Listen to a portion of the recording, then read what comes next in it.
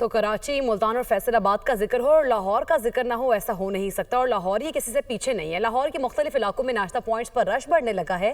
شہری من پسند ناشتوں کی خریداری میں مصروف ہے۔ کوئی نان چنے خریدنے آیا ہے تو کسی کو بونگ پائے اور لسی اور حلوہ پوری پسند ہے۔ مزید جان لیں گے لاہور کی صورتحال عبدالقادر مدنی سے۔ عبدالقادر مدنی، بتائیے گا لاہوری کس طرح سے انجوائے کرے ناشتے کو؟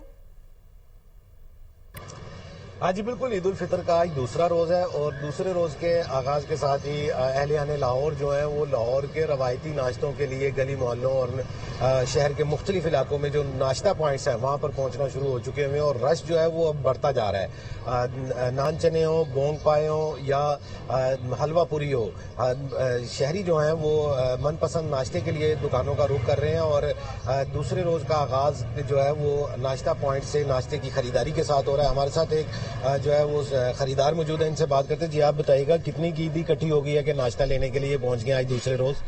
کل میرے پاس جی 900 روپے عیدی اکٹھی ہوئی ہے۔ میں آج ناشتہ لینے آیا ہوں تو نان چنے لینے آیا، بونگ پائے بھی لے کے جاؤں گا اور لسی بھی۔